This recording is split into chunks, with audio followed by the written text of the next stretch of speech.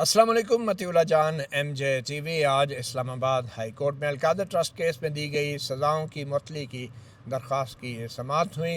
आज की अहम बात, बैरिस्टर एतजाज़ अहसन 80 साल के लेजेंडरी वकील जिन्होंने वकला तहरीक की क़ियादत की थी जनरल मुशर्रफ के ख़िलाफ़ 2007 में, आज वो ख़ुद भी हामते कामते चीफ जस्टिस सरफराज डोगर की अदालत में रोस्ट्रम पर खड़े हुए दलाइल दिए।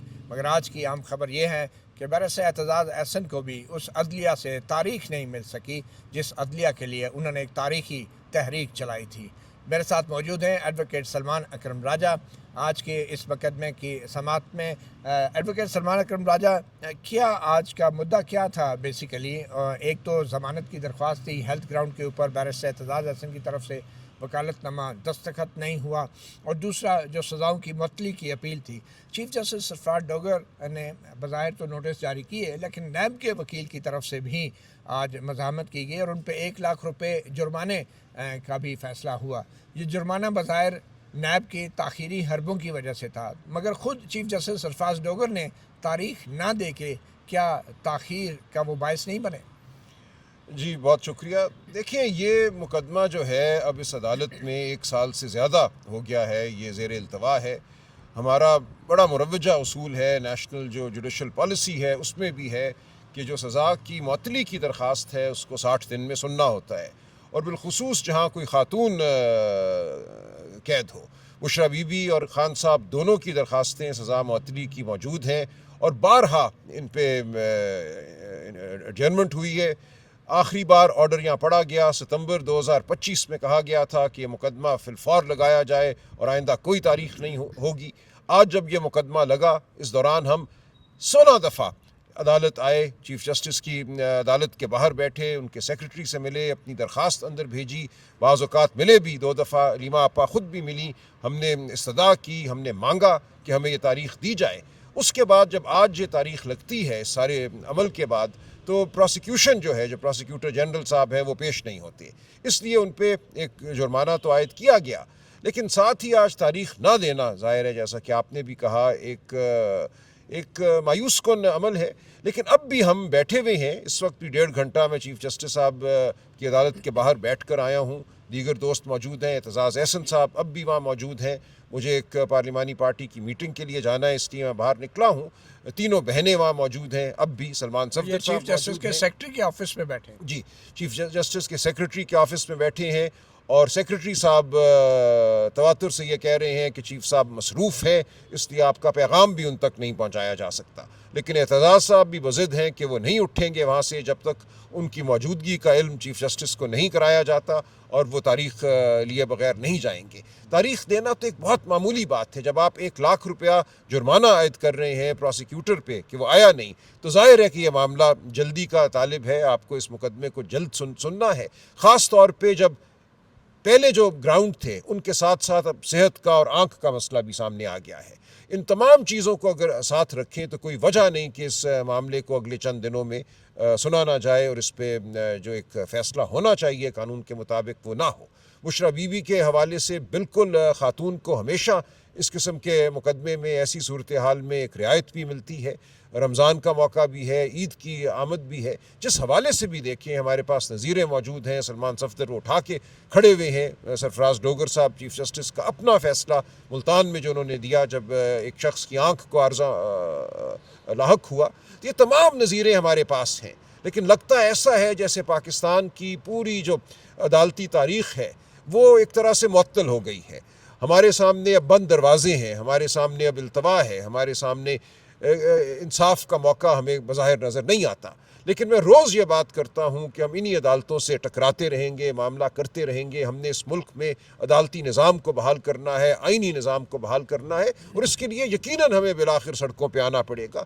ये कोई ऐसी बात नहीं है जिसके हवाले से हमें कोई आर हो, लेकिन हम हर जो हमें मौका हासिल है अदालती सियासी, वो इस्तेमाल करेंगे। आपके ज़रिए कौम के सामने अपना मुकदमा रखेंगे, और इंशाअल्लाह ये कौम ये मुकदमा लड़ेगी और जीतेगी। सलमान राजा साहब, आप तो उस 2007 की वकला तहरीक का हिस्सा थे जिसकी क़यादत बैरिस्टर एतजाज़ अहसन बतौर सदर सुप्रीम कोर्ट बार कर रहे थे।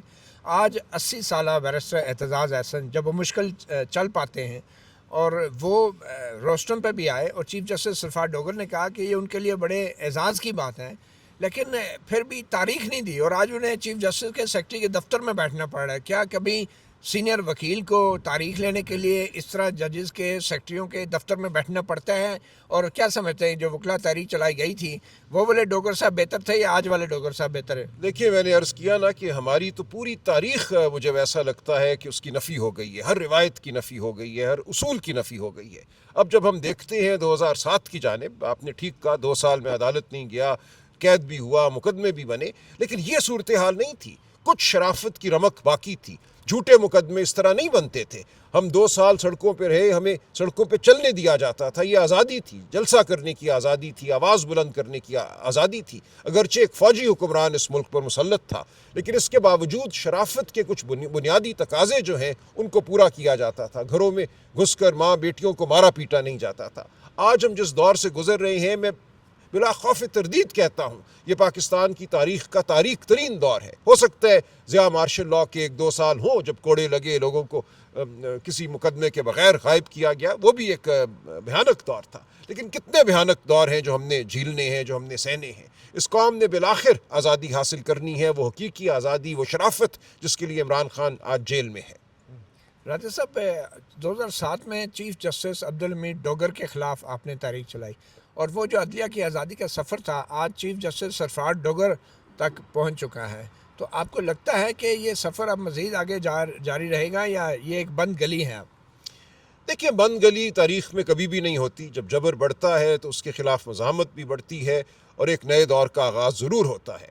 اس وقت بھی جب مشرف نے جو کچھ کیا، اس کی وجہ سے ایک تحریک نے جنم لیا، وہ تحریک کامیاب ہوئی۔ اس کے بعد عدلیہ میں ہم نے دیکھا کہ ایک جان پڑی اور وہ ایک سلسلہ جاری رہا۔ اب جو کیا جا رہا ہے اس وقت، یہ عدلیہ کو محکوم کرنے کی کوشش ہے، یہ پاکستانی قوم کو خاموش کرنے کی کوشش ہے۔ آپ بات نہیں کر سکتے، آپ فارن پالیسی پہ بات نہیں کر سکتے، آپ فلاں چیز پہ بات نہیں کر سکتے، آپ ٹویٹ کریں گے تو آپ کو 17 سال جیل ہو جائے گی، آپ صحافی ہیں تو آپ نے پوچھ کر بات کرنی ہے، آپ جج ہیں تو آپ نے پوچھ کر فیصلہ کرنا ہے۔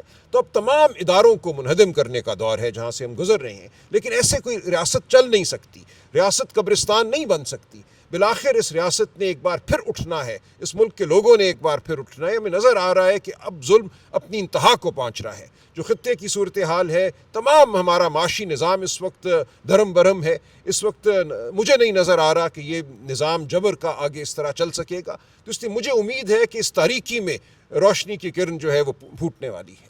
آج عدلیہ آزاد ہے یا نہیں ہے؟ اور بیرسٹر اعتزاز احسن ان کی جگہ اگر آپ ہوتے 80 سال کی عمر میں اور وہ سب کچھ کرنے کے بعد، تو آپ بھی تاریخ مانگنے کے لیے اس طرح چیف جسٹس کے سیکرٹری کے دفتر میں جا کے بیٹھتے؟ دیکھیں، یہ اب ہم سب پہ فرض ہو گیا ہے نا۔ ہم کیوں روز نکلتے ہیں، پریس کانفرنس کرتے ہیں، آواز اٹھاتے ہیں، مقدمے دائر کرتے ہیں، اڈیالہ کے باہر کھڑے ہوتے ہیں؟ اسی لیے کھڑے ہوتے ہیں نا کہ ہمیں یہ لگتا ہے کہ یہ ہمارا ایک فرض ہے، ہمیں اپنی آواز بلند کرنی ہے۔ اگر ہم زندہ ہیں تو آواز ہماری نکلنی چاہیے، تو یہ ہم کرتے رہیں گے۔ اعتزاز صاحب بالکل میں سمجھتا ہوں وہی فرض نبھا رہے ہیں جو تمام عمر انہوں نے نبھایا، جبر کے خلاف آواز بلند کرنے کا۔ ان کی سپریم کورٹ بار کہاں ہے جس کی انہوں نے قیادت کی تھی؟ دیکھیے، آج جو بار کے ایک بڑے حصے کی صورتحال ہے وہ آپ کے سامنے ہے۔ ہم یہ جنگ بار میں بھی لڑ رہے ہیں، جو وکلاء کے الیکشن ہے اس میں بالکل ایک واضح تفریق پیدا ہو چکی ہے، کون اس جبر کے ساتھ، اس تاریکی کے ساتھ کھڑا ہے اور کون اس کے خلاف کھڑا ہے۔ آج آپ ٹھیک کہتے ہیں، ہمارے بار کی بھی وہ حالت نہیں ہے جو 2007 میں تھی۔ 2007 میں تمام دھڑے متفق تھے کہ جبر کے خلاف ہم نے کھڑے ہونا ہے، ہم نے لڑنا ہے۔ آج بہت سے بدقسمتی سے ایسے ہیں جو اس جبر سے فائدہ اٹھانے کے لیے بالکل خاموش ہیں۔ وہ سمجھتے ہیں کہ جبر کے سامنے سر جھک جائے گا، ان کو عہدے مل جائیں گے، ان کو وزارتیں مل جائیں گی، یا جو بھی ملے گا، انہیں ایڈوائزریاں مل جائیں گی۔ تو یہ ایک ثانیہ ہے جو ہماری وکلاء کی تاریخ میں یاد رکھا جائے گا۔ اگر آج بھی تاریخ نہ ملی تو آپ کیا کر لیں گے؟ دیکھیے، تاریخ نہیں ملتی تو ہم کیا کر لیں گے؟ آپ دیکھیں، یہ ایک ایسا سوال ہے جو آپ اعتزاز احسن سے کریں۔ اعتزاز احسن کیا کر سکتا ہے؟ 80 سال کا شخص یہی کہہ سکتا ہے، اپنی زندگی کا حوالہ دے سکتا ہے، اور وہاں بیٹھے ہوئے 1.5 گھنٹہ انہوں نے ہمیں بہت قصے سنائے، ہر دور جس سے وہ گزرے ہیں اس دور کی روداد انہوں نے سنائی۔ ہم ان کے ساتھ ہوں گے، ہم احتجاج کرتے رہیں گے۔ ہم کوئی متشدد جتھا نہیں ہے کہ ہم حملہ کر دیں گے۔ حملہ کر کے تو تاریخ نہیں ملتی کسی عدالت سے نا۔ تو ہم اپنی آواز بلند کرتے رہیں گے اور پاکستانی قوم نے یہ فیصلہ کرنا ہے. لوگ مجھ سے پوچھتے ہیں انقلاب کب آئے گا. میں کہتا ہوں انقلاب تب آئے گا، اور اعتزاز احسن صاحب یہ کہتے ہیں جب قوم فیصلہ کرے گی. انقلاب نے کسی ٹرک پہ نہیں آنا، انقلاب ہر گلی میں پھوٹے گا، ہر گاؤں میں پھوٹے گا. آج بھی برس اعتزاز احسن تاریخ لینے کے لیے کسی جنرل کیانی کے ٹیلی فون کا انتظار تو نہیں کر رہے؟ نہیں، آج ایسا کچھ نہیں ہے، نہ پہلے ایسا تھا. یہ بھی ایک تہمت ہے. لیکن بہرحال اعتزاز صاحب اپنے اخلاقی وجود کے ساتھ، اپنی سینیورٹی کے ساتھ وہاں بیٹھے ہیں. ان کے ساتھ بہنیں بیٹھی ہیں، ان کے ساتھ ہم دیگر تمام جو رفقا ہیں ان کے وہ بیٹھے ہیں. ہم بیٹھے رہیں گے جب تک کہ ہمیں دھکے مار کے وہاں سے نکالتے نہیں. لیکن دھکے آپ کس کو دیں گے؟ اعتزاز احسن کو تو آپ دھکا دے سکتے ہیں، موڑ سکتے ہیں، لیکن اس قوم کو آپ کتنی دیر دھکے دیتے رہیں گے؟ یہ زیادہ دیر نہیں چلے گا یہ معاملہ. بہت شکریہ ایڈوکیٹ سلمان اکرم راجہ. مطیع اللہ جان، MJ TV سے اتنا ہی. اجازت دیجیے. اللہ حافظ.